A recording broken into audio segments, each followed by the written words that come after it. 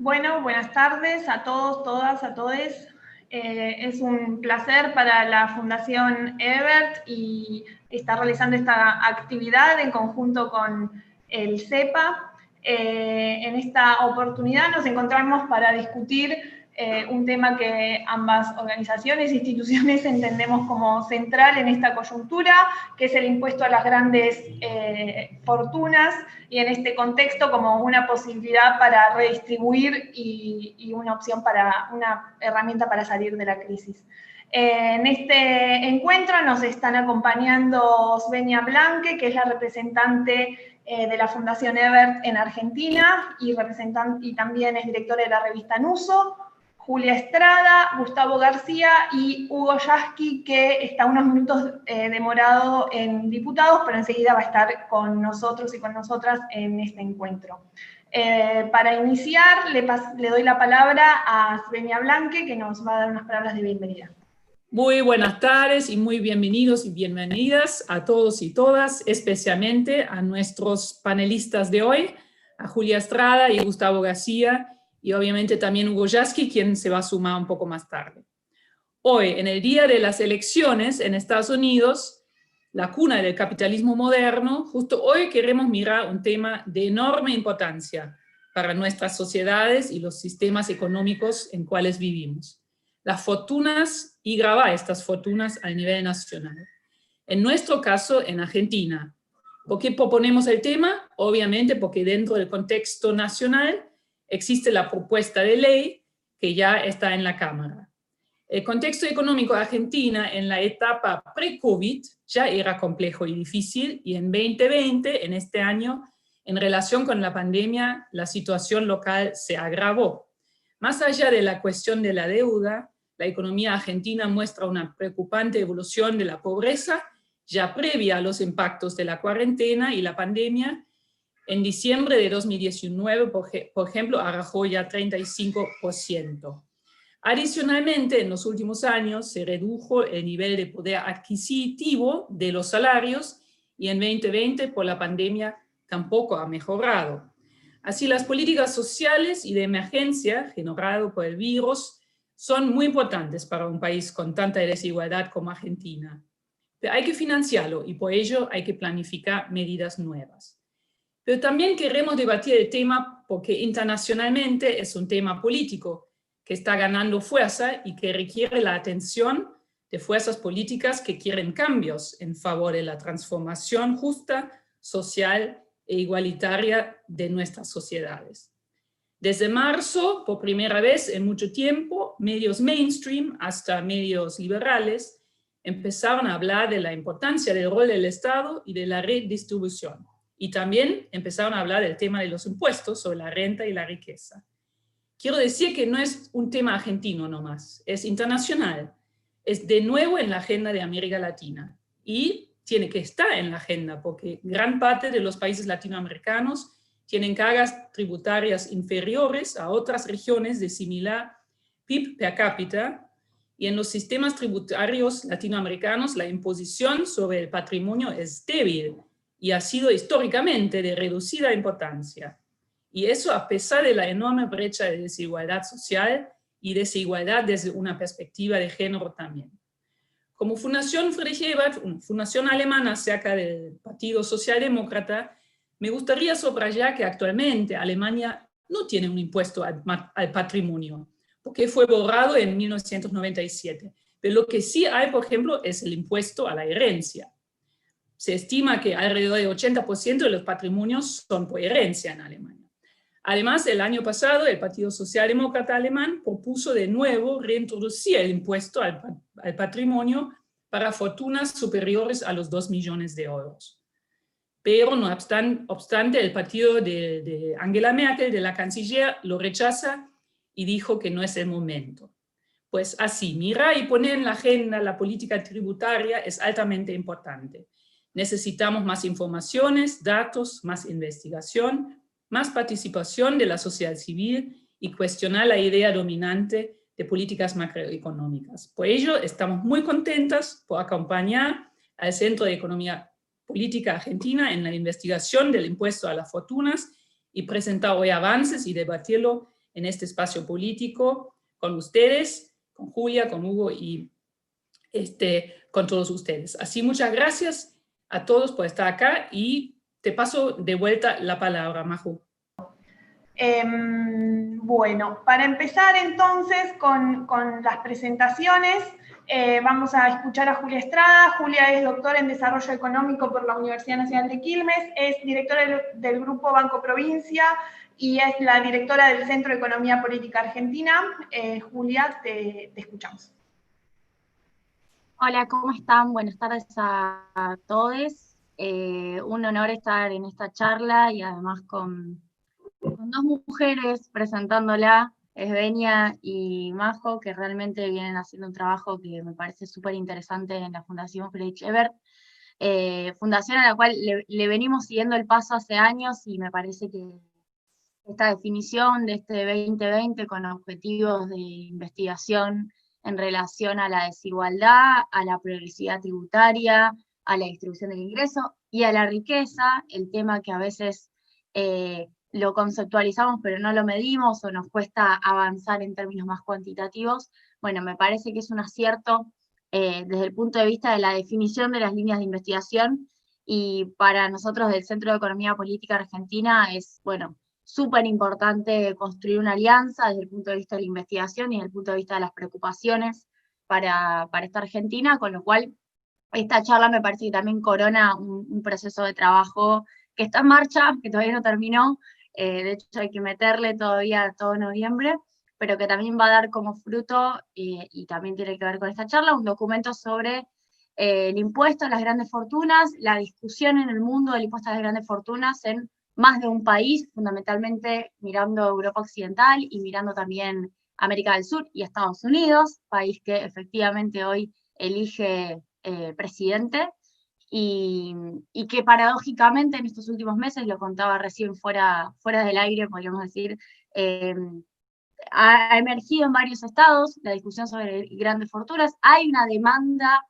que no es solamente local, y me parece que ese es un primer abordaje para el debate de estos impuestos. A veces desde los medios locales, desde la coyuntura, desde la prensa hegemónica, se suele creer que acá hay una radicalización especial de algunos sectores de la política que quieren cobrarle a los ricos, y me parece que lo primero que ocurre cuando uno recorre, peina al mundo, es que se da cuenta que hay una discusión que emergió, que viene arrastrándose del 2008, de la crisis internacional del 2008, que como le está diciendo Obama, y volviendo un poco a la campaña de Estados Unidos, Obama está haciendo discursos por estos días en donde vuelve permanentemente a la crisis internacional del 2008 como un punto de inflexión en materia de desigualdad, en materia de una desindustrialización que no logró cortarse como proceso, en materia de financiarización, en materia de paraísos fiscales, una gran cantidad de tendencias que la crisis del 2008 no logró cortar,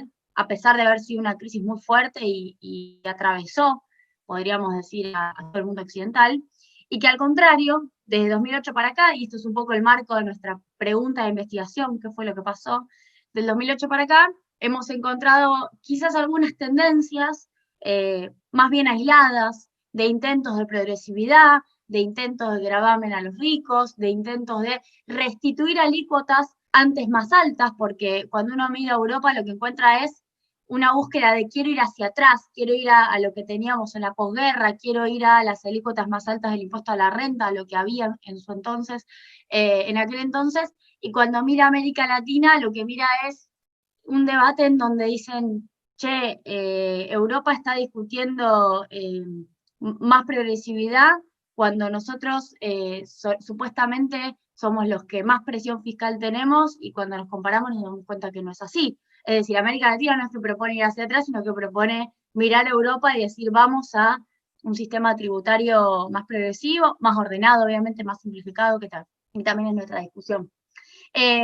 Digo todo esto porque son parte de los interrogantes que siempre tenemos, y nosotros como Centro de Economía Política Argentina, en efecto, en el caso del debate argentino, participamos en la elaboración del primer proyecto que se le había puesto Patria, que no sé si ya está Hugo para escucharlo, ¿no? Pero estaba Hugo Yasky y varios dirigentes sindicales como diputados en el Congreso de la Nación, que lo llevaron adelante, digo, lo impulsaron, luego tomó forma a través de la comisión de presupuesto, donde está Carlos Heller, y ahí es donde finalmente se terminó configurando este proyecto de aporte extraordinario y solidario a las grandes fortunas. No es un impuesto, no tiene, al ser un impuesto, esta problemática de la doble imposición, que se la cuestionaba porque ya existía bienes personales. Es aún un proyecto, tiene que ser votado, y creo que hay un sector ampliamente interesado en que esto ocurra, más allá de, obviamente, las limitaciones que tiene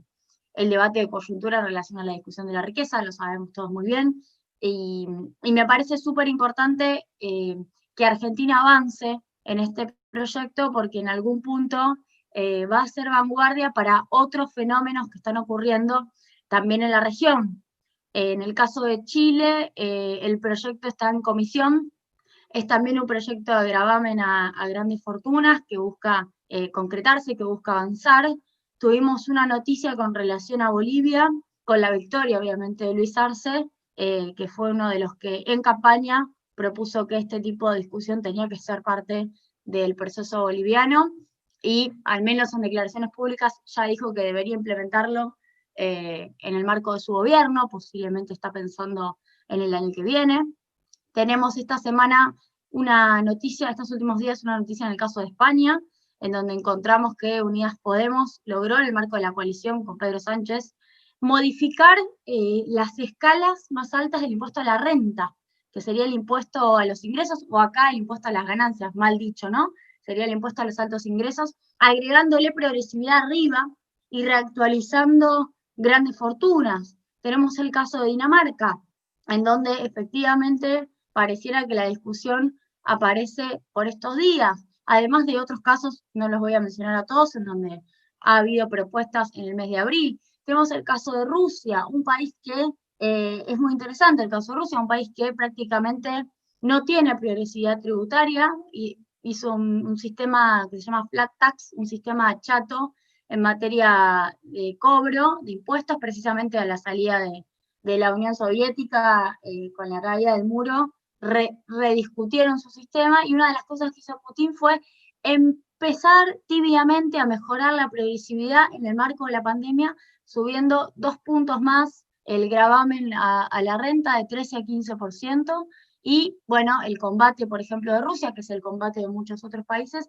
hacia las empresas radicadas en paraísos o paraísos fiscales, o en realidad países offshore. Respecto de Rusia, es una problemática muy concreta que también viene de su propia historia, en donde bueno, hay una desconfianza muy fuerte respecto del sistema judicial, del sistema legal, las empresas no quieren litigar ahí. Y España, perdón, el mundo europeo discutiendo fondo COVID y discutiendo las desigualdades adentro de esa financiación que se hace desde la Unión Europea, aportando 27 países y distribuyendo a los que menos tienen, discutiendo el tema de la desigualdad intra-Europa, con países como Holanda resistiéndose a aportar a los famosos PIGS, a Portugal, Italia, Grecia y España, porque los consideran países derrochadores, ¿no? Esta discusión que nos puede parecer Latinoamérica, si la miramos de afuera, obviamente siempre estigmatizándonos nosotros, claro, y cuando uno se mete en la discusión europea se da cuenta que la desigualdad entre países ricos y países pobres es una discusión, que la asignación de los recursos del fondo COVID es una discusión, y que obviamente la Unión Europea también plantea desde su Parlamento que grandes fortunas pueda tener alguna chance de debate. Con lo cual, ¿por qué digo todo esto? Porque me parece que tenemos que salir del nacionalismo metodológico, desde el punto de vista académico y también desde el punto de vista político, desde el punto de vista de nuestras discusiones locales. Y me parece que nos sirve mucho aportar evidencia y ver cómo funcionan el resto de los sistemas tributarios, más allá de nuestros desafíos, ¿no? Yo tengo algunas, no quiero extenderme mucho, pero tengo algunos numeritos, voy a mostrar solo un poquito, si se me permite. Vos, Majo, haceme seña, avísame si me extiendo demasiado, pero me parece importante explicar 4 razones por las cuales el impuesto o el aporte solidario y extraordinario de las grandes fortunas es necesario. En primer lugar, por el impacto de la pandemia en la recaudación. Yo sé que suena cliché, sé que todos lo sabemos, pero les voy a mostrar una sola cosa, que es la financiación de la seguridad social, datos que ya se los he mostrado a Esbeña y a Majo. Fíjense, a junio 2020, solamente el 24% de la seguridad social, es decir, de la ANSES que está financiando gran parte del sistema de seguridad social de la Argentina, es por recursos propios, recursos genuinos. Es decir, se cayó muy fuerte la recaudación por aportes y contribuciones, y el Estado está sosteniendo con IVA, con impuesto a las ganancias, con su recaudación de rentas generales, gran parte de estos impuestos, y las rentas generales tampoco están en su mejor momento, la recaudación está creciendo al 30% en el acumulado anual, al 30%, y el gasto está creciendo al 70%. Repito, este año la recaudación crece a un ritmo del 30%, y el gasto crece a un ritmo del 70%. Esa brecha, ese 40%, bueno, ¿con qué se está cubriendo? Con emisión monetaria, claro. No me voy a meter en la discusión monetarista porque creo que no salimos más, y es una discusión súper apasionante, pero gran parte de nuestros problemas es que los 8 puntos de producto, de gasto que vamos a tener, de déficit este año, tienen un 98% financiación monetaria, producto de que el Estado no tiene forma de financiar fiscalmente con recursos propios todo el sostén de la política social ante el COVID. ¿Qué pasa con bienes personales? Bienes personales es el impuesto progresivo por excelencia en la Argentina, con lo cual, una pregunta, ¿dónde le cobramos los argentinos a los ricos? Acá, con bienes personales. Bueno, a 2019, respecto del total de los recursos tributarios, eran el 0,6% lo que aportaba este gravamen, el gravamen más progresivo que tenemos al patrimonio. Luego está el impuesto a las ganancias, que obviamente hay que mirar ahí la escala más alta.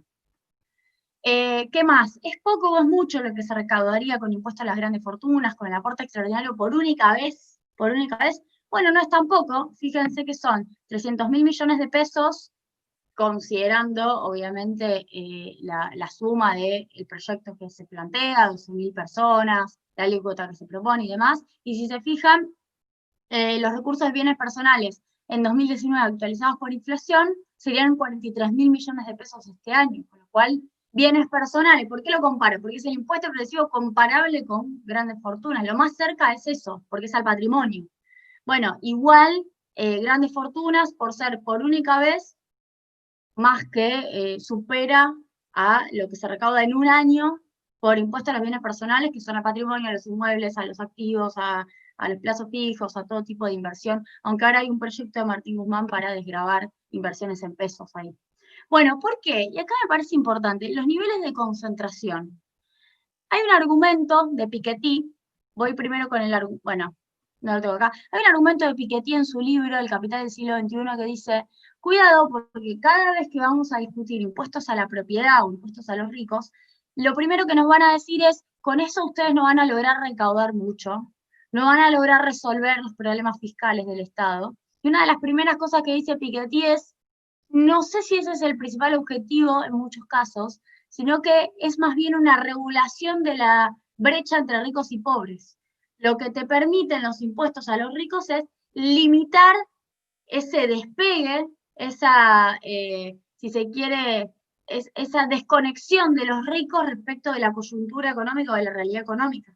Esa independización del ciclo, como diría Eduardo Basualdo. Lo que hacen es regular con impuesto a la herencia, con impuesto a las donaciones, con fuerte impuesto, obviamente, a los que más tienen, que se vaya muy para arriba, más que el decil 10, el percentil más rico, que se vaya muy para arriba y que quede disociado el conjunto de la sociedad y la dinámica del conjunto de la sociedad.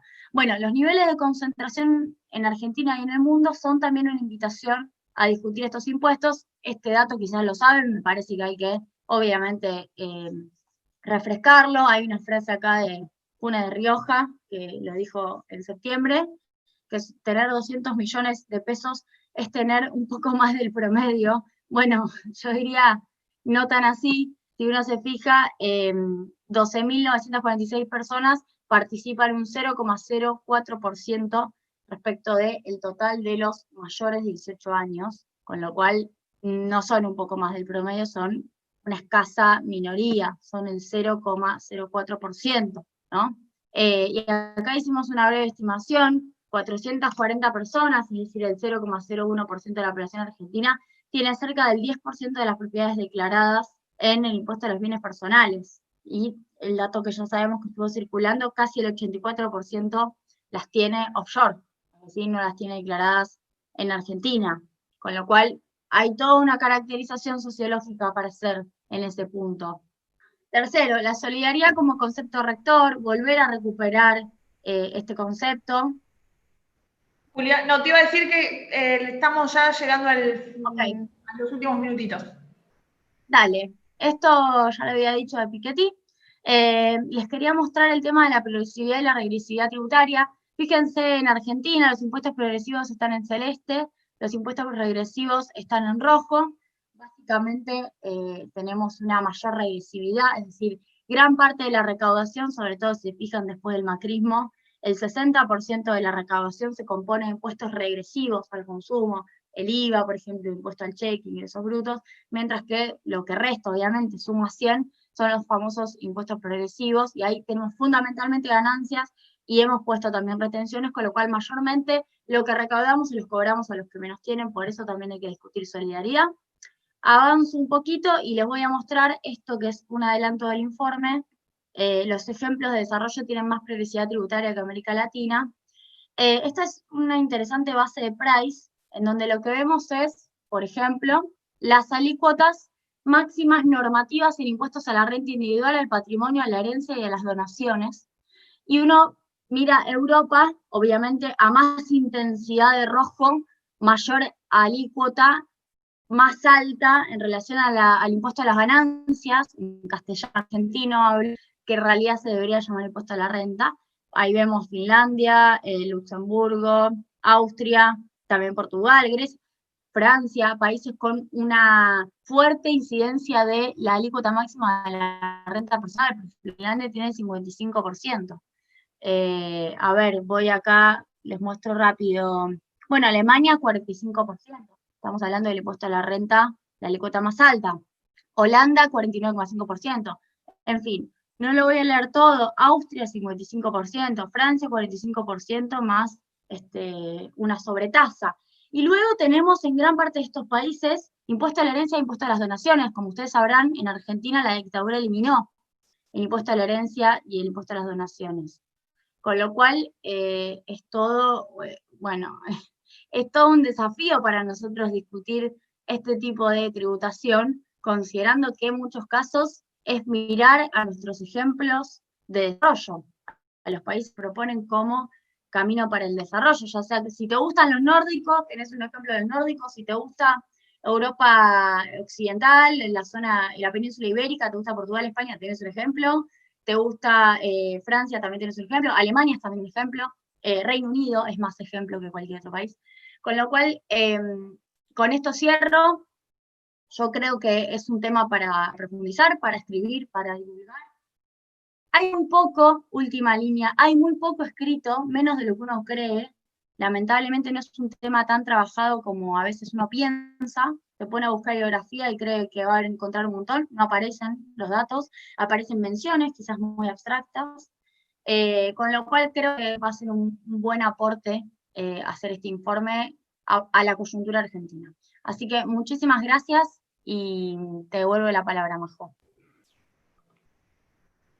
Bueno, muchas gracias, Julia. Nos diste un muy buen panorama actualizando no solo de qué se trata el proyecto, sino también en qué está ocurriendo en otros países, que era una de las preguntas que ya hay en el cuadro de preguntas y respuestas, así que incluso ya vamos abordando sobre ello. Bueno, a continuación entonces tenemos a Gustavo García Zanotti. Gustavo es economista, es también doctor en Desarrollo Económico por la UNCI, incluso compañero de Julia, es becario postdoctoral de CONICET y es docente de la Universidad Nacional de Rosario y estudia justamente temas vinculados a las trayectorias de las empresas y de los empresarios. Así que, Gustavo, te escuchamos. Gracias. Bueno, muchísimas gracias por la invitación. Excelente la presentación de Julia. Voy a hablar un poco, no sé si se ve ahí mi presentación. Se ve perfectamente. Bueno, buenísimo. Bueno, vamos a hablar justamente más que nada de la riqueza de los ricos y de la tributación también en la riqueza de los ricos. En primer lugar, hay que decir que el tema de la desigualdad lo podemos mirar de dos caras. Una tiene que ver con la desigualdad en la riqueza y otra es la desigualdad por ingresos. Por ingresos viene a decirnos, bueno, cuánto ganan los ricos más que los pobres, básicamente. La desigualdad por riqueza tiene que ver cuánto más activos tienen los ricos en relación a los más pobres. Es decir, cuánto tienen. Cuando vemos la evolución del 1% más rico en lo que respecta a la riqueza a nivel mundial, tanto en la riqueza como en el ingreso, a partir de la década del 80 aumentó la desigualdad. Esto tiene que ver con que el 1% más rico es cada vez más rico y concentra cada vez más participación en la riqueza total, en el ingreso total. Esto está pasando básicamente en todo el mundo. Y es una novedad en términos históricos porque en el siglo XX se caracterizó por una baja en la desigualdad luego de la Primera y la Segunda Guerra Mundial y las instituciones que dieron origen luego de la posguerra, justamente.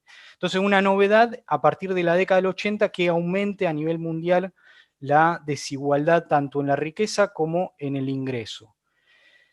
¿Por qué se da este aumento de la desigualdad en los 80 a nivel mundial? Tiene que ver con varios temas. En primer lugar, hay un cambio de vida en los ricos. Los ricos se casan y se emparejan entre sí, básicamente, y esto es novedoso.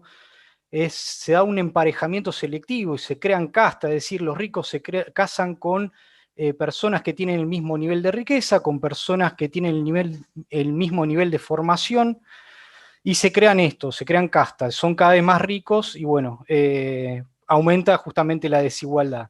A su vez, los ricos tienen mayores mecanismos para transmitir a sus hijos esa riqueza a través de la herencia, lo transmiten también a través de los valores culturales por medio de una educación de élite, y esto también es nuevo en este capitalismo en el cual estamos transitando. Otro elemento que es novedoso tiene que ver con que también los ricos están trabajando, cosa que antes no ocurría, es decir, los ricos vivían más de rentas y nuestros ricos y los ricos en el mundo trabajan y cobran salarios altísimos, y esto tiene que ver con que los ricos trabajan como CEOs, por ejemplo, con niveles gerenciales muy altos y cobran un salario en relación de dependencia y bueno, tienen salario altísimo, por eso es necesario cobrar impuesto a las ganancias también en el trabajo. Por otro lado, hay un cambio en el contrato social. En la segunda posguerra, lo que ocurrió fue que había una suerte de movilidad intergeneracional ascendente, es decir, los hijos tenían que ser más prósperos que los padres. Básicamente el padre sí trabajaba en una fábrica, era de cuello azul, su hijo tendría que terminar justamente formándose y trabajar en un trabajo de cuello blanco. Bueno, el neoliberalismo rompió esto, es decir, ya el Estado no garantiza la movilidad intergeneracional ascendente, incluso existe todo lo contrario. Es decir, los hijos le cuesta más reproducir y ascender en comparación a los padres. Y esto se ve justamente a partir del neoliberalismo y las políticas neoliberales. Hay un concepto de David Harvey que habla sobre acumulación por desposesión y que tiene que ver con que hay ciertos bienes comunes que se crearon en la posguerra, en el contrato de posguerra, que tienen que ver con la educación, la salud, la vivienda y la seguridad social, tienen que ser para todos iguales. Y bueno, justamente el neoliberalismo rompió con esto y privatizó tanto la salud, la educación, la vivienda y la seguridad social. Por otro lado, hay cambios tributarios muy importantes. A partir de la década del 80 se empiezan a poner de moda los impuestos indirectos, como son el IVA, y son impuestos regresivos porque lo pagan de igual forma, mejor dicho, proporcionalmente los pagan más los pobres que los ricos. Es decir, hay un abandono de la progresividad tributaria. progresividad significa que los ricos deberían pagar más que los pobres. Bueno, esto no ocurre a nivel mundial y hay una tendencia a que impuestos regresivos se pongan de moda y aumenten su participación justamente en la recaudación de los estados. Por otro lado, a partir de la década de los 60, 70 y 80 emergieron las guaridas fiscales, y esto tiene que ver con que los países centrales, más que nada Gran Bretaña y Estados Unidos, crearon y constituyeron y promovieron guaridas fiscales en estados justamente de enclaves coloniales, justamente porque tanto Estados Unidos y Gran Bretaña son el centro financiero mundial, y bueno, estas guaridas fiscales centralizan justamente los fondos para darle vida y liquidez a los centros financieros. Por otro lado, hay cambios educativos, y en esto que dijimos que los estados perdieron justamente ese rol de educar a todos por iguales, bueno, hay una segregación educativa, y esto de nuevo es a nivel mundial, está ocurriendo. Segregación educativa significa que hay una educación para ricos y hay una educación para pobres, y hay una diferencia, una brecha muy grande en esto. Incluso esto se da en países en los cuales se declaran igualitarios, tienen educación gratuita o pretenden ser igualitarios. Bueno, justo en esos países también, incluso en la Argentina, se da esta segregación educativa. Y tiene que ver también con que se puso de moda una política de descentralización en el gasto educacional, es decir, los gobiernos locales o subnacionales se tienen que hacer cargo de la educación, y como justamente no todos los estados subnacionales tienen las mismas oportunidades de financiar la educación, se crean desigualdades. Y lo que se produce justamente es una menor inversión en educación por parte de los estados en los últimos años. Por otro lado, hay un cambio geopolítico muy grande con la caída de la Unión Soviética, es decir, el capitalismo ya no tiene competencia, con el ascenso del sudeste asiático y la desindustrialización de Occidente, es decir, las fábricas van a buscar salarios bajos, básicamente, y esto repercute en la desigualdad de ingreso y en la riqueza. Y por último, hay cambios económicos muy grandes a partir de la década del 80 y tienen que ver con lo que se denomina como financiarización. Esto puso en jaque justamente a la industria como el sector más dinámico, y las finanzas pasaron a aumentar los rendimientos que tenían los activos financieros justamente. Y acá hay que tener en cuenta que los ricos justamente concentran en sus carteras, en su propiedad, más que nada activos financieros. Entonces, si aumentan los rendimientos de los activos financieros, le estamos dando paso a un mayor ingreso justamente a los ricos, y esto aumenta la brecha de desigualdad. Bien, ¿por qué es necesario impuestos a la riqueza? Bueno, tiene que ver con varios puntos. Por un lado, existen antecedentes históricos de impuesto a la riqueza en forma excepcionales. Estos tipos de impuestos se establecieron en la segunda posguerra, más que nada, y con alícuotas que iban del 40 al 50%, en el caso de Japón, en el 90% del patrimonio debían pagarse estos impuestos excepcionales, y tenían el objetivo justamente de reconstruir justamente el país luego de la guerra. Menciono esto porque estamos en pandemia y muchas veces se hace un paralelismo en que estamos en guerra contra el virus. Bueno, si entendemos este paralelismo, bueno, hay que justamente cobrar impuestos para dar una posterior reconstrucción de los países y sus necesidades, ¿no? Por otro lado, hay que dejar de lado también un poquito el tema de de la función exclusivamente fiscalista del Estado. ¿Por qué? Porque hay que entender que también el Estado crea riqueza. Lo que ocurre en la contabilidad nacional es que justamente no medimos la creación de riqueza por parte del Estado, sino más que nada el gasto. Y más que nada medimos justamente aquellos sectores en los cuales se apropiaron de la riqueza que creó el Estado. ¿Por qué digo esto? Porque el Estado crea, a través de justamente su centro de investigaciones, se realizan innovaciones importantísimas, justamente todas las tecnologías de información y comunicación que nos rodean, fueron financiadas por parte de los estados. Los estados crean en riqueza a través de justamente de las innovaciones.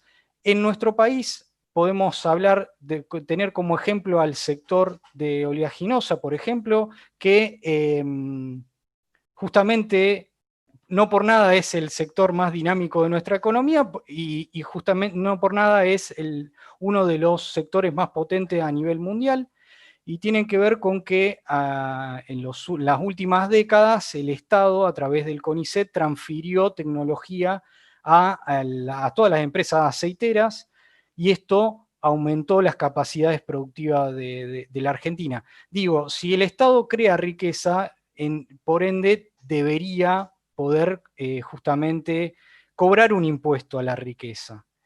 Lo mismo pasa con Vaca Muerta. Si en Vaca Muerta está creando riqueza y el Estado está aportando a esa creación de riqueza, bueno, debería justamente el Estado cobrar un tributo, y que si los contribuyentes justamente aportaron a esa creación de riqueza a través de, por ejemplo, en Vaca Muerta, de inversiones estatales a través de YPF o de subsidio, bueno, debería justamente retornarles a las arcas del Estado esa creación de riqueza. Por otro lado, es necesario cobrar impuestos porque nos enfrentamos a una crisis climática, y justamente esa crisis climática dio origen a la pandemia que estamos transitando. Redistribuir la riqueza significa justamente que los ricos no emitan tantos gases de efecto invernadero, y además que justamente los pobres no padezcan justamente las consecuencias de las crisis climáticas y de las crisis que estamos viviendo actualmente en la pandemia. Los ricos justifican este nivel creciente de riqueza a través de dos conceptos.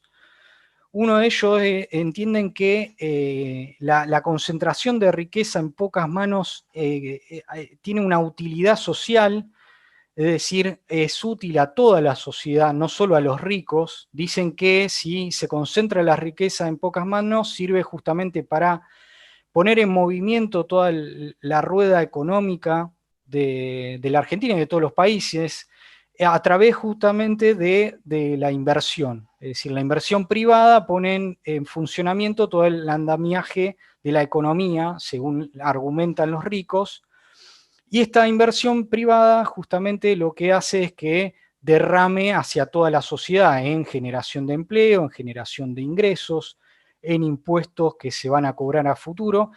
Entonces argumentan los ricos que si el Estado le cobra impuesto, va a perjudicar a la economía, va a ahuyentar a las inversiones, va a desplazar a las inversiones privadas. Eso por un lado. Por otro lado, se puso de moda en las últimas décadas este concepto de meritocracia, que no solo existe en Argentina, sino que se popularizó en todo Occidente más que nada. Y lo que viene a decir es que los ricos tienen riqueza porque justamente ellos se esforzaron, se sacrificaron a lo largo de muchísimos años, y que justamente su riqueza viene justamente a retribuirles ese sacrificio. Por ende, si el Estado cobra impuestos, lo que dicen los ricos es que el Estado está redistribuyendo desde los ricos hacia los más pobres. Entonces está aplicando políticas populistas, y está aplicando justamente políticas populistas para otorgarle recursos a aquellos segmentos de la población que no lo merecen. Es decir, ellos se sacrificaron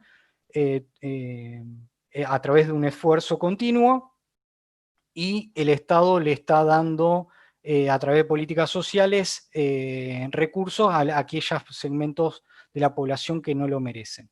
Bueno, vamos a ver un poco de cómo se constituye la riqueza de los ricos en Argentina.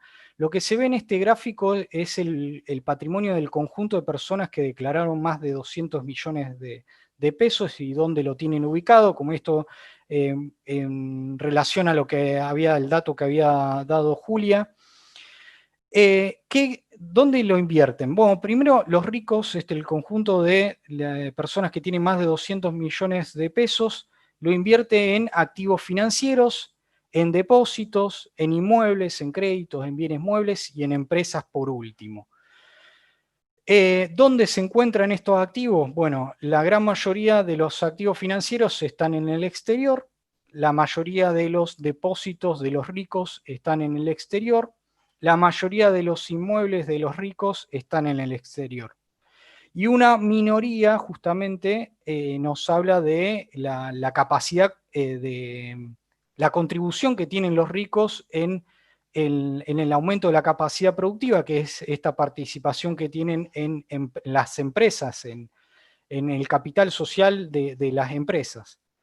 Bueno, en estos argumentos que vimos anteriormente de utilidad social y meritocracia, a ver si nos podemos cuestionar estos conceptos. Por un lado, vemos que qué utilidad social tiene justamente los ricos si estos ricos tienen una propensión a fugar de los capitales muy elevada, es decir, los ricos invierten, pero no invierten en Argentina, están invirtiendo en activos financieros fuera de la Argentina. Entonces, esto no derrama hacia toda la sociedad, sino más bien invierten en activos financieros que le tienen elevados rendimientos justamente a los ricos.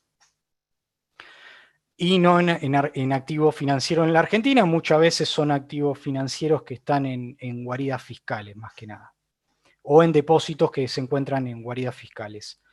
Por otro lado, ¿qué mérito existe en sacrificio, ¿no?, por parte de los ricos si nuestros ricos se asemejan más a un inversor financiero que a un campeón de la industria o un campeón o un emprendedor que justamente invierte en aumentar las capacidades productivas del país? Estamos hablando que la mayoría de los activos están justamente en activos financieros y una minoría justamente en maquinarias, en empresas justamente. Entonces, tenemos que poner en discusión estos conceptos que nos vienen dados muchas veces desde los medios de comunicación y muchas veces justamente de los discursos que dan los ricos para justificar su riqueza. Bien, como hoy es la elección de Estados Unidos, y con esto ya termino. Eso, Gustavo, te voy a avisar que vayas redondeando. Sí, ya esta es la última filmina. Lo único que decir es que en Estados Unidos siempre innovó en términos tributarios, tiene impuesto a la propiedad desde el siglo XVIII. Luego de las posguerras fue el país más progresista en términos tributarios justamente en el mundo, incluso más que en Europa, y esto, bueno, se perdió justamente a partir de la década del 80, como había dicho. Progresivamente Estados Unidos pasó a ser un estado cada vez más, una nación cada vez más regresiva en lo que respecta a los tributos. Lo que vemos acá en el gráfico es las tasas efectivas que se le cobran a las rentas de los 400 personas más ricas en comparación al 50% más pobre de la población de Estados Unidos.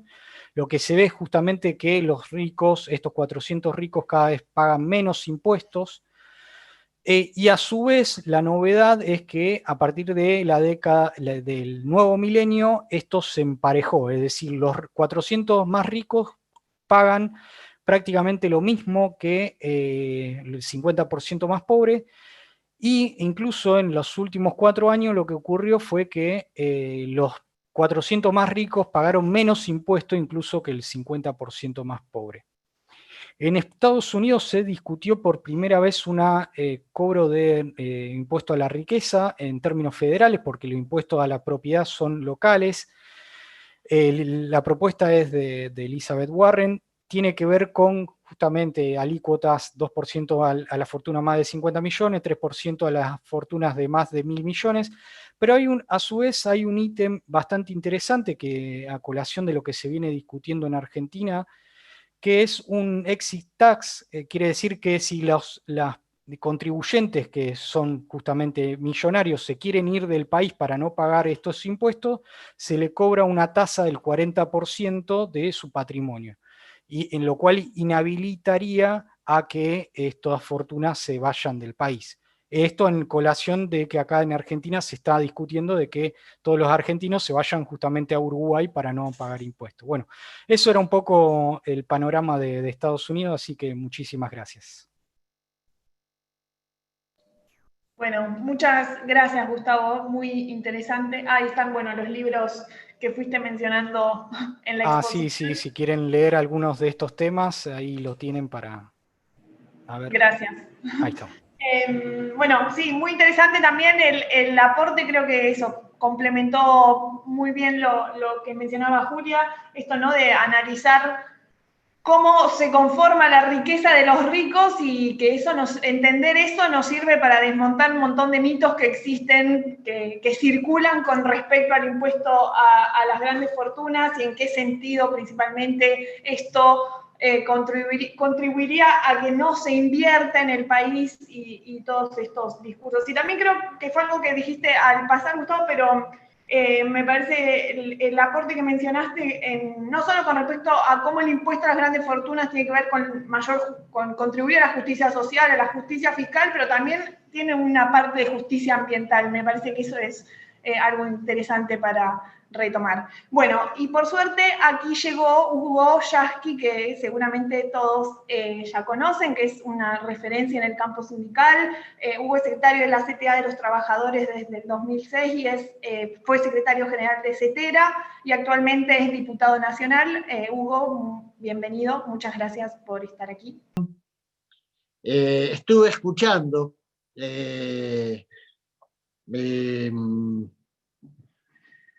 y la verdad que muy interesante los aportes que hicieron la compañera y el compañero que acabo de escuchar.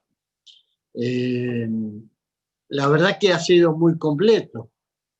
Creo que voy a enfocarlo un poco más desde la realidad concreta que nos puso en el camino de la discusión, de un aporte solidario a las grandes fortunas. Básicamente, se ha dicho, la emergencia de esta pandemia que ha significado generar una situación que en América Latina particularmente ha generado enormes dificultades a la gente que ya venía padeciendo la penuria de la pobreza, de la informalidad laboral, del desempleo, y sobre todo con estados que en la mayor cantidad de los casos desmantelaron los sistemas de salud y los sistemas de seguridad social. Entonces, lo que en los países del norte es una situación grave, acá se convierte en una situación dramática. Argentina no está exenta de esa descripción porque la crisis de los 4 años del gobierno precedente al de Alberto Fernández profundizaron problemas que ya veníamos arrastrando, pero que de alguna manera se iban planteando paliativos, situaciones que permitían superar. Teníamos de pronto periodos en los que se generaban empleos, periodos en los que el empleo perdía calidad, pero bueno, los últimos 2 años del gobierno de Mauricio Macri fueron una caída libre, a tal punto que los salarios perdieron más del 30% del valor adquisitivo.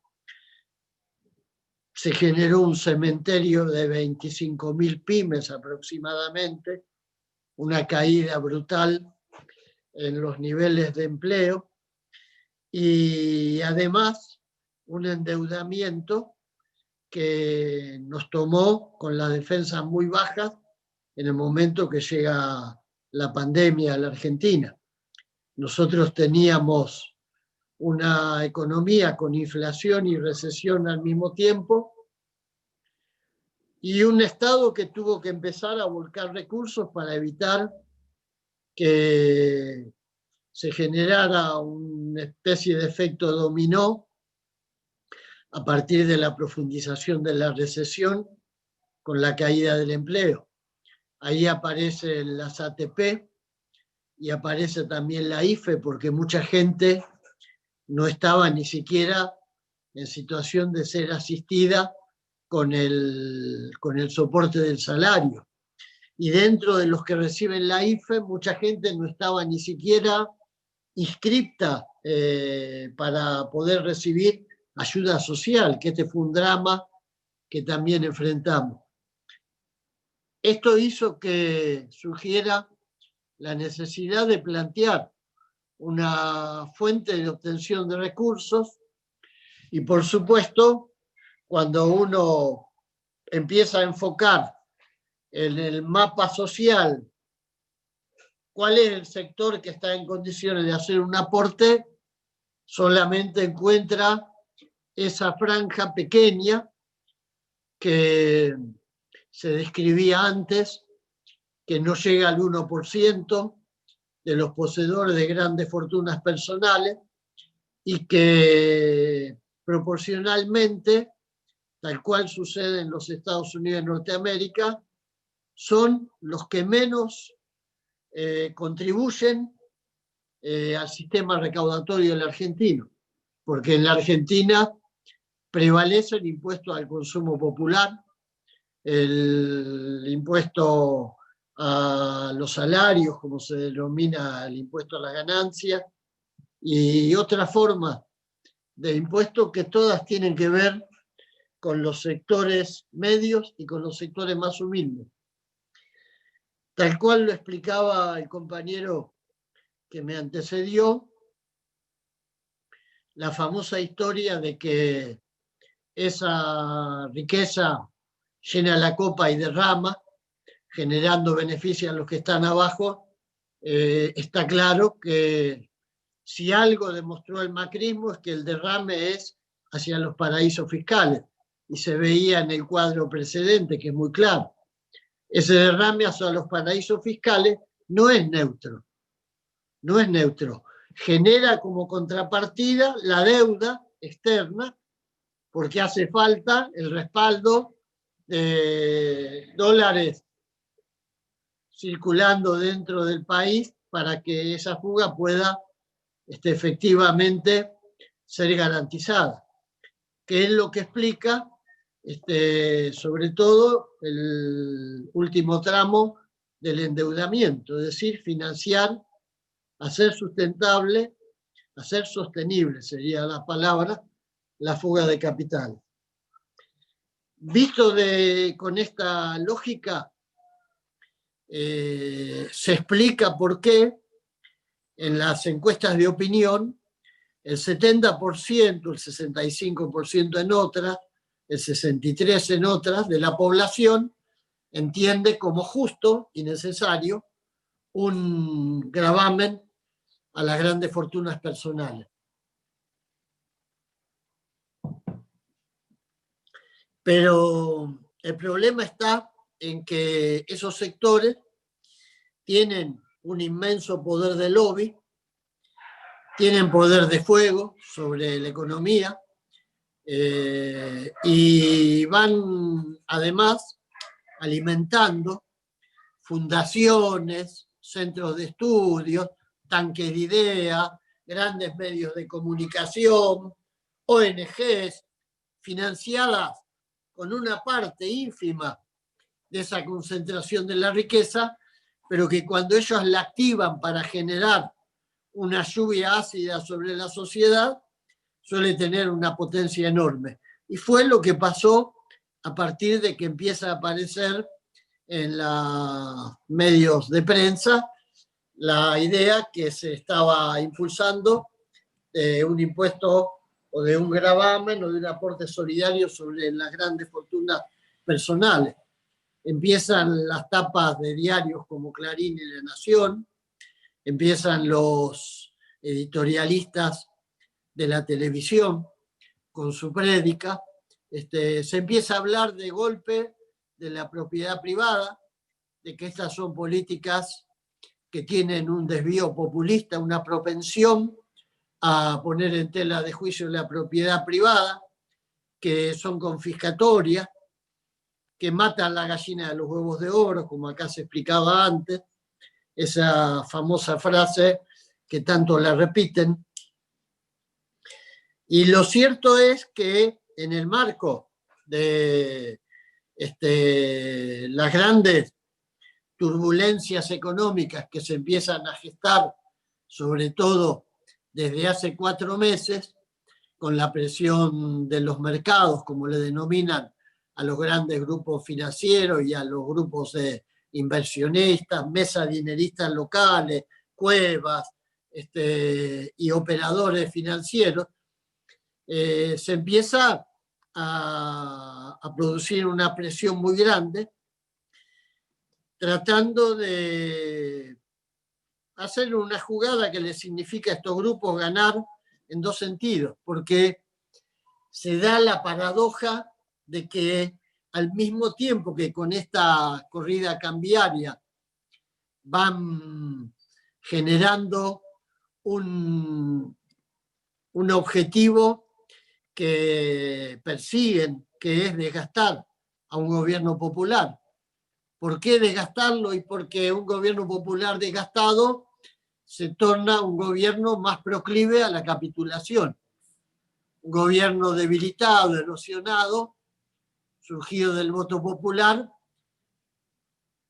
está en condiciones de ser cooptado por el poder de los grupos financieros y económicos, como ha sucedido en otros momentos de la historia de la Argentina.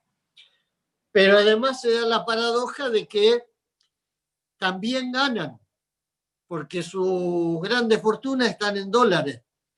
Y si logran empujar a una devaluación, además de que debilitan y erosionan políticamente a un gobierno al que consideran hostil, además de eso ganan muchísimo dinero.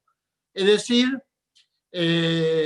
mientras los sectores populares, cuando salen a luchar, o arriesgan su salario o a veces arriesgan su vida, como está pasando en países como Colombia, donde en este momento hay más de 380 compañeros y compañeras asesinadas por fuerzas paramilitares, mientras los sectores populares lo arriesgamos todo, estos no solamente no arriesgan nada, sino que ganan. De manera tal que hoy enfrentamos un poderoso lobby para tratar de impedir que se pueda avanzar con la sanción del impuesto. De todas formas, hemos logrado ganar una primera batalla, que es hacer que esta iniciativa tenga, digamos, dictamen favorable en la Comisión de Presupuesto y Hacienda, lo cual nos pondría en la recta final hacia la sesión. El bloque que impulsa esto, que es el Frente de Todos, tiene, como ustedes saben, unos 11, 12 diputados menos de los que haría falta para asegurar la votación, lo cual requiere construir alianzas con otros bloques opositores. Tenemos en contra el hecho de que la situación anómala que significa tener que sesionar en condiciones remotas ha hecho que la oposición se atribuya cierto poder de veto, estableciendo el condicionamiento de la firma de un protocolo para sesiones remotas, según las cuales solamente se pueden tratar temas en los que haya un previo acuerdo, y como ha expresado de manera frontal, explícita y monolítica su decisión de no acompañar esta iniciativa, eso le ha agregado una dificultad a todas las que significa tener que votar una ley que significaría hacer que algunas gotas, solamente algunas gotas de esa grande fortuna, en serio se derramaran hacia los que están en las peores condiciones en este momento. Estamos prácticamente en el último mes de sesiones. Hay una gran presión para tratar de que aún con dictamen este tema no se trate. Nosotros, con un espacio que se denomina Producción y Trabajo, que agrupa a un espectro bastante amplio de organizaciones de empresas pymes, de movimientos cooperativistas, de movimientos sociales, de productores agrarios pequeños y de una parte importante del movimiento sindical, la Corriente Federal de la CGT y nosotros, la CTA de los Trabajadores, hemos sacado el domingo una solicitada instando a que este gravamen, que va a ser el proyecto de aporte solidario de las grandes fortunas, se apruebe, que sea ley. Estamos convencidos que tendría que ser la puerta de entrada hacia una discusión más estructural, una reforma tributaria que haga que en la Argentina paguen más los que más tienen. Voy cerrando con esto.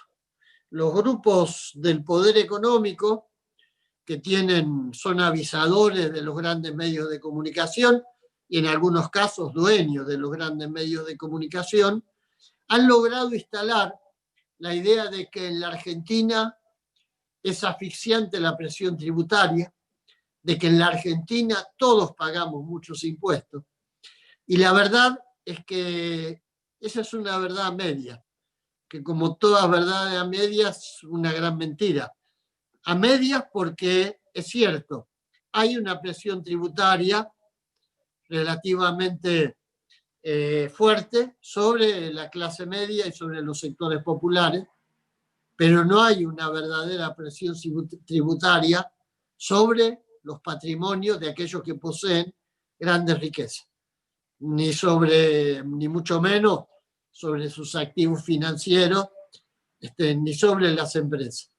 De manera que esa es una gran asignatura pendiente.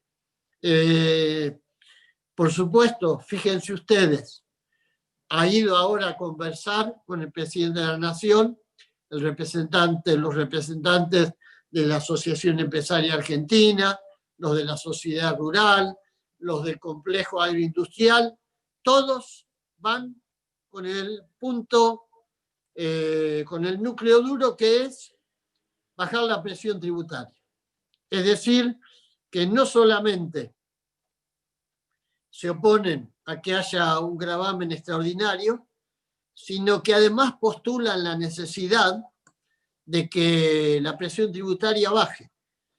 Esto viene pasando desde la década del 90, cuando el menemismo, hubo muchas concesiones a los sectores empresarios, todas tenían como postulado el hecho de que esas concesiones iban a generar mayor inversión, mayor empleo. Incluso se bajó lo que los grupos patronales denominaban los impuestos al trabajo. Ustedes saben, los aportes patronales fueron muchos millones de pesos, cientos de miles de millones, y sería una montaña enorme de recursos si la contamos desde el día que se eliminó hasta el día de hoy. Y sin embargo, en la Argentina creció el desempleo, creció la informalidad, bajaron los salarios y la situación de los trabajadores hoy es mucho más precaria que cuando en nombre de la generación de empleo se adoptaron esas políticas.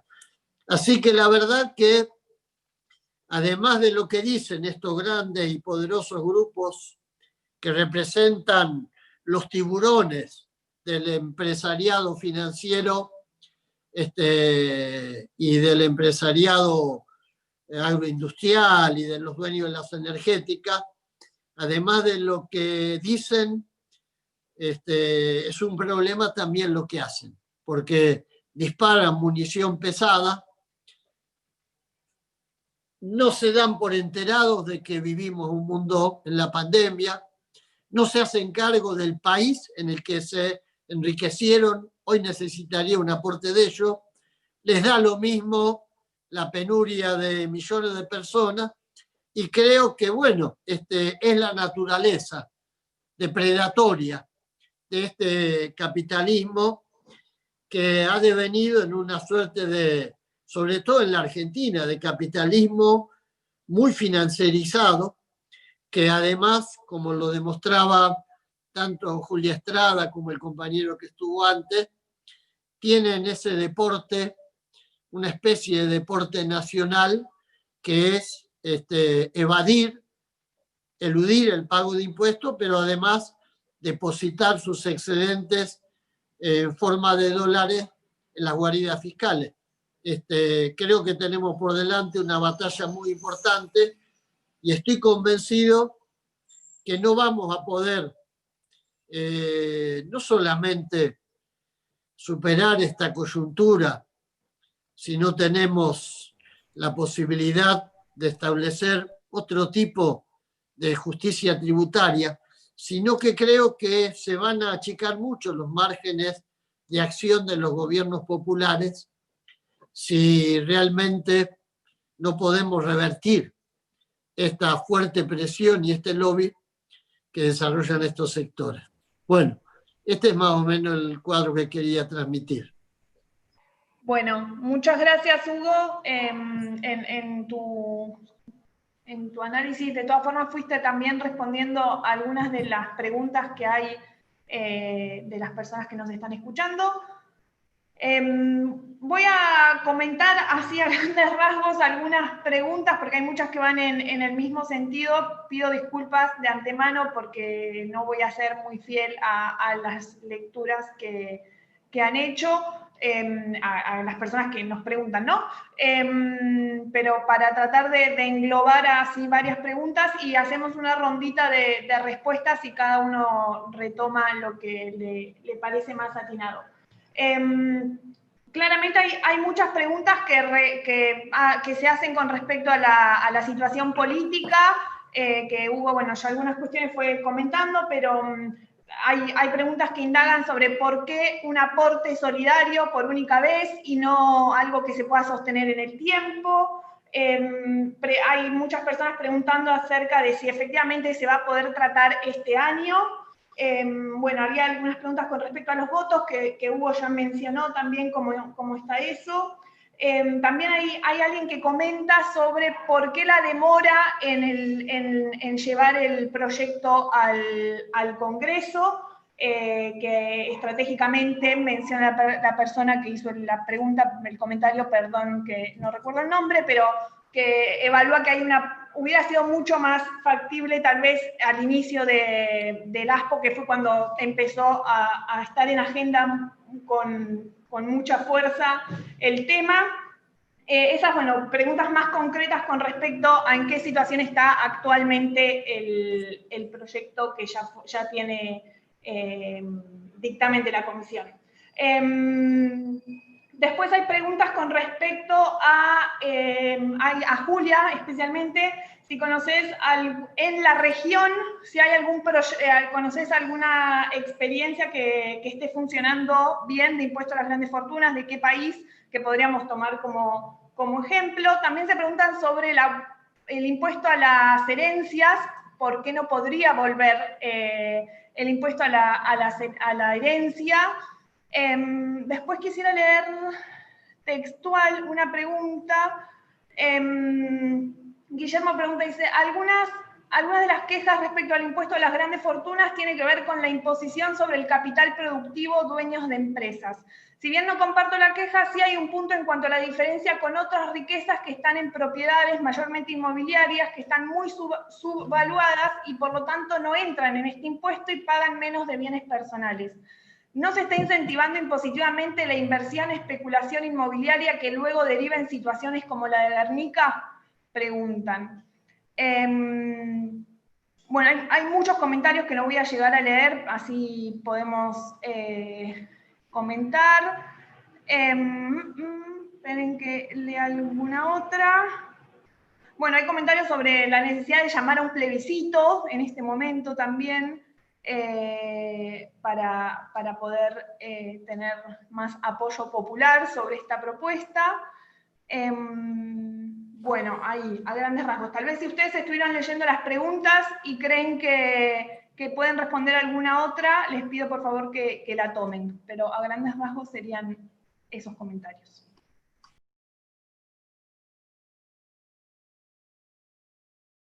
A ver, de todas las preguntas, había alguien que preguntaba si se puede sostener en el tiempo. Lo que nos habla un poco de los antecedentes históricos tienen que ver que muchos impuestos progresivos se aplicaban justamente por cuestiones excepcionales que tenían que ver con el financiamiento de la guerra, la Primera Guerra Mundial y la Segunda Guerra Mundial, y bueno, muchos de estos tipos de impuestos quedaron a perpetuidad en el tiempo. El más novedoso tiene que ver con, por ejemplo, a partir de la Primera Guerra Mundial, con el impuesto a la renta, que muchísimos países comenzaron a gravar la renta, cosa que antes no se hacía. Nuestro país empezó a gravar la renta a partir de la década del 30, cuando ya muchos de los países ya lo venían haciendo luego de la Primera Guerra Mundial, y tenía que ver con que las capas subalternas, los más pobres, estaban sufriendo los efectos de la guerra, estaban sufriendo justamente la mayor desigualdad que se producía por justamente estas situaciones más belicistas y caóticas, y bueno, era justo que los impuestos se carguen hacia los segmentos más pudientes. Yo creo que la pandemia, al igual que la crisis del 2008, va a poner en discusión muchísimos de estos debates, en el sentido de que los estados van a tener que tener otro rol, no solo van a tener este rol mínimo de neoliberalismo, sino que estamos ante justamente la decaída de un estado neoliberal, justamente. El impuesto a la herencia también, uno hablaba sobre el impuesto a la herencia, sería muy necesario en Argentina. A nivel mundial lo que ocurrió es que tanto los impuestos a las rentas, a las riquezas, como a la herencia, las alícuotas fueron decayendo. En Estados Unidos el impuesto a la herencia empezó a agregar cada vez más excepcionalidades, al punto tal de que las herencias por menos de 5 millones de dólares no pagan ninguna alícuota. Y las alícuotas máximas son cada vez menores, es decir, las alícuotas hacia los segmentos marginales de riqueza más altas son cada vez menores, y también yo creo que se va a poner en discusión a nivel mundial esto. Bueno, como vimos, los impuestos a las propiedades, a los activos de los ricos, no grava, y esto hay que tenerlo en cuenta, no grava a las empresas, a la tenencia de empresas. ¿Por qué? Y esto fue así en toda época, y lo es en Argentina, en todo espacio, en todo lugar. Los ricos siempre, y en la actualidad no es una excepción, los ricos en su mayoría detentan activos financieros, y esto siempre fue así. Hay una continuidad. Lo que pasa que en la primera posguerra y en la segunda posguerra, los activos financieros tenían pocos rendimientos por las regulaciones que establecían justamente los estados. Entonces, hay una mayor igualación en ese periodo de tiempo. Lo que ocurrió actualmente es que la desregulación en el sistema financiero hizo que los activos financieros tengan un rendimiento altísimo en un cortísimo plazo y no pueden competir los activos financieros con respecto a los activos productivos. Bueno, eso por un lado, o sea, no grava a las empresas, sino justamente va a gravar a activos financieros y activos líquidos en el exterior o en el país también. Por otro lado, había leído una pregunta de en qué monedas se pagan. Muchos de estos activos están dolarizados, porque son activos que se poseen justamente en el exterior. Todos los impuestos se pagan en pesos, lo cual no resolvería el problema que tenemos de deuda externa. Muchos países en la inmediata posguerra justamente cobraron impuestos altísimos para reducir las cargas de la deuda. Lo que pasa es que esos países se habían endeudado en su propia moneda. En este caso nos serviría a nosotros para justamente cancelar pasivos financieros. Lo cual sí es un problema, se van a necesitar justamente de saldos exportables, más que nada. Tiene que ver más que nada con cobrar impuestos, uno, para que la carga impositiva sea más igualitaria en términos de la distribución del ingreso y que se pueda financiar de cierta forma entre comillas, la reconstrucción en la post-pandemia, básicamente. Bueno, eso era un poco lo que quería decir. Gracias, Gustavo. Julia. Bueno, para sumar un poco, tomo las dos preguntas. La primera, tomo la última, la del impuesto de la herencia. Totalmente, lo dijo recién Gustavo. Para Argentina y para toda América Latina sería fundamental, sobre todo con el nivel de concentración y de riqueza hereditaria, que claramente contradice la lógica de la meritocracia.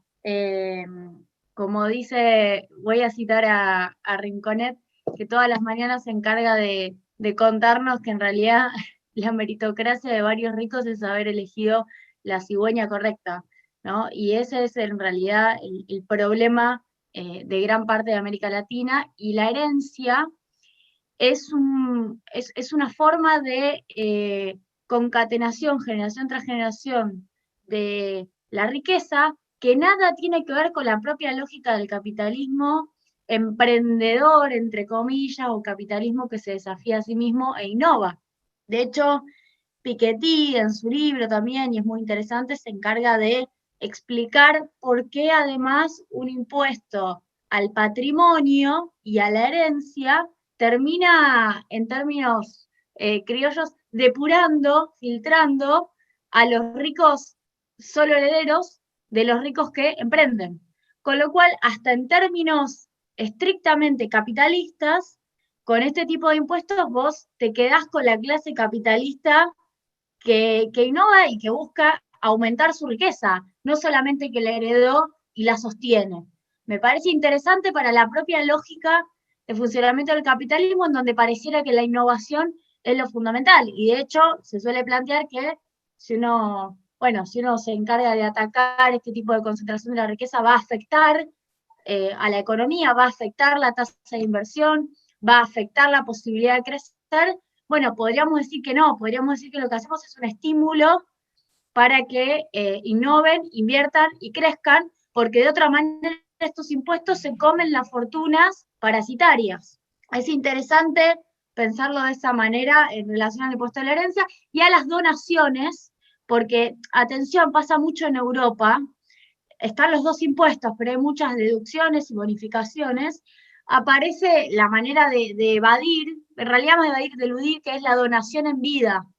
La donación en vida a los nietos, que a veces es la que está sin regulación. A los hijos aplica el impuesto a la donación, pero a veces en algunos lugares a los nietos no está regulado, o de tío a sobrino no está regulado. Estoy hablando, por ejemplo, de algunas comunidades en España, como Madrid, Entonces, se aplica la donación en vida en un momento temporal específico, a los 2 años otra parte de la riqueza, a los 3 años otra parte de la riqueza. Entonces, finalmente hay una donación en vida que no termina siendo grabada y que también obviamente logra eludir, con lo cual diría que es a la herencia y a las donaciones mirando bien la cuestión parental, que también es muy importante. Y por otro lado, atención que los grupos económicos en Argentina son familias. Digo, a veces hablamos de los ricos. Bueno, los ricos son familias, también es un informe que estamos trabajando entre CEPA y la Fundación Friedrich Ebert. Vamos descubriendo que las propiedades finalmente están todas en cabeza de los mismos apellidos, las propiedades comerciales, digo, no solo las propiedades personales, no el plazo fijo, ¿no? Sino la propiedad comercial, la empresa distribuida entre los miembros de la misma familia. Bueno, y en relación a la segunda pregunta, experiencias de impuestos de grandes fortunas en América Latina, es muy difícil, porque precisamente nuestra tradición no tiene a la progresividad tributaria como ejemplo, al punto tal que muchos tributaristas, hay textos de la CEPAL que se encargaron de estudiar estos temas, lo que terminan analizando cuando miran incluso los procesos políticos más transformadores del 2000 para acá, miran Lula, miran Néstor Kirchner, Cristina Kirchner, miran incluso alguna parte del proceso político chileno, Uruguay, lo que encuentran es que como no hay impuesto a los grandes patrimonios, finalmente, en toda América Latina, Colombia, Venezuela, las retenciones o los derechos de exportación a la actividad extractiva terminan siendo el mecanismo de acumulación de recursos fiscales que tiene América Latina, porque la discusión se dio de otra manera. Cuando uno mira, de nuevo, Piketty, que hizo muy bien la historia de la progresividad tributaria en Europa, lo que encuentra es que solamente en un contexto de guerra y de catástrofe como la Primera Guerra Mundial y la Segunda Guerra Mundial, es donde pudieron meter la cuchara y poner estas tasas del 70-80%, la última alícuota del impuesto a la renta, que sería acá el impuesto a las ganancias, que en Argentina es el 35%, la alícuota más alta del impuesto a las ganancias. Yo mostré el mapa más temprano, la alícuota del impuesto a las ganancias, por ejemplo, en Alemania la más alta es del 45%, en Dinamarca está topeada y es del 56%, o sea que incluso tenemos más arriba las alícuotas, pero no son las alícuotas de la década del 60. Las alícuotas de la década del 60 directamente eran 70, 80%, obviamente eran niveles mucho más elevados. Ellos tienen otra tradición.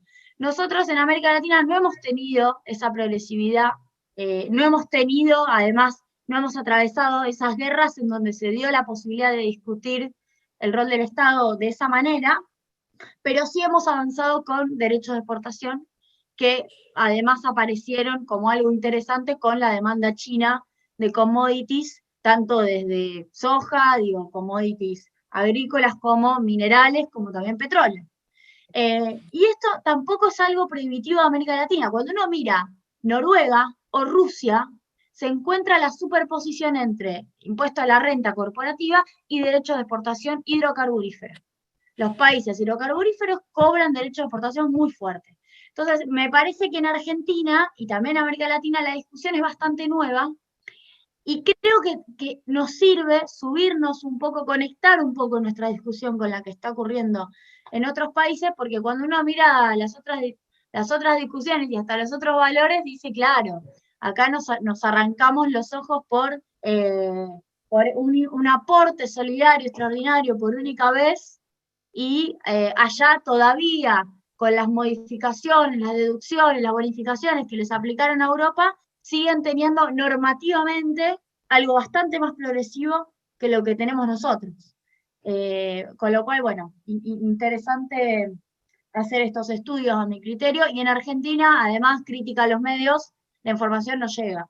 No hay manera, creo que hay una tarea militante, hay una tarea política de todos nosotros de comunicar, de contar, de explicar, de difundir.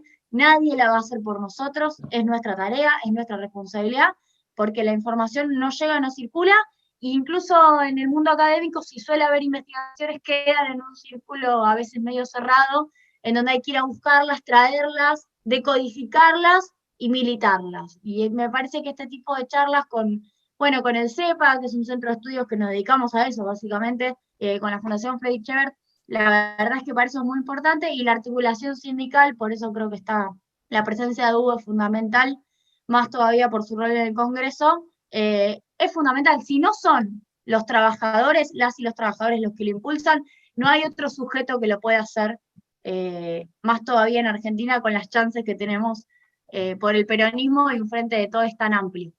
Así que muchísimas gracias por la charla y bueno, le doy la palabra a Hugo, creo, ¿no? Sí, Hugo. Gracias, Julia.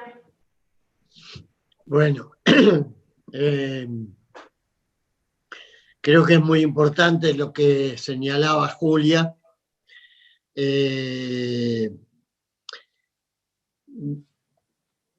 Tenemos que tratar de romper el cerco de una suerte de censura que hay cada vez que se habla del tema del sistema tributario y de los impuestos. Los grandes medios imponen una mirada absolutamente interesada y que trata de preservar los grandes patrimonios. No pudimos avanzar. Alguien decía, ¿por qué tardamos tanto?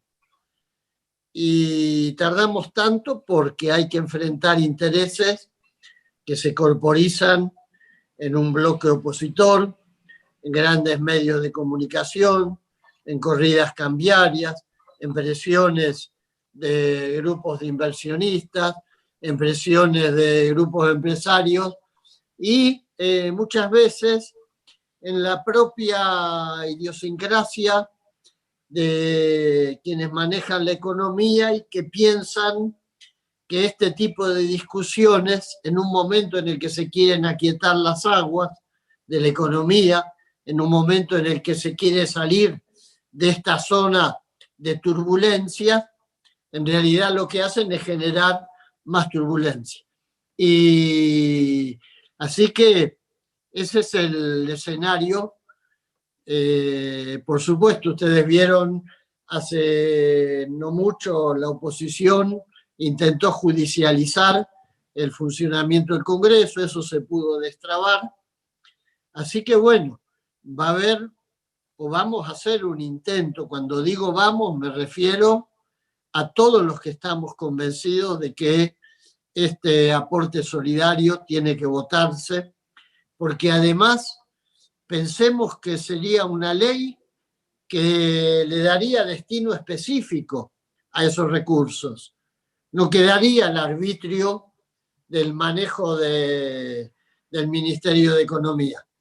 Este destino específico tiene que ver con la compra de vacunas, tiene que ver con las becas para los estudiantes, microcrédito para la generación de viviendas populares, líneas de crédito para que las pymes puedan generar empleo, es decir, objetivos muy nobles, muy tangibles, que le dan un sentido muy claro a la iniciativa que se está proponiendo y que, por supuesto, como todos los avances en la sociedad, depende de las correlaciones de fuerza. Es una pulseada entre los sectores populares y aquellos que quieren mantener sus privilegios o acrecentar sus privilegios.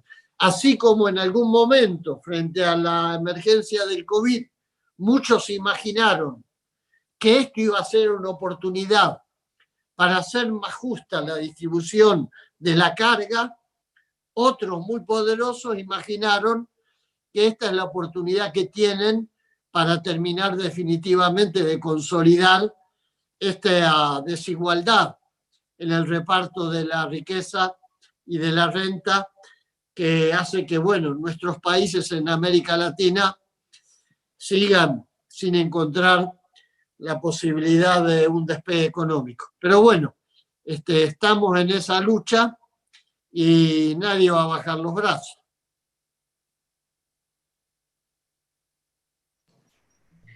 Bueno, muchas gracias Julia, Gustavo, Hugo, Svenia. Muchas gracias a todos, todas quienes participaron en este conversatorio. También gracias a nuestros colegas en la Fundación Ebert, que están ahí sosteniendo siempre estos encuentros, y también a la gente que está trabajando en estos informes que menciona Julia, todos los investigadores e investigadoras que están allí poniéndole el cuerpo también a trabajar estos temas que, como decíamos, están poco instalados y creemos que contribuyen a la justicia en muchos aspectos, también la justicia de género, que no lo mencionamos, pero también teniendo en cuenta que los más ricos son varones, un impuesto de estas características también contribuye en términos de justicia fiscal de género. Así que, nada, de eso, nada, agradecerles, estamos muy contentas de que este encuentro haya sucedido y esperemos que pronto podamos estar celebrando que existe el impuesto, el aporte. Gracias a todos y a todas. Gracias. Muchas gracias. Gracias, Laeva. Chao, hasta luego. Nos vemos. Muchas gracias.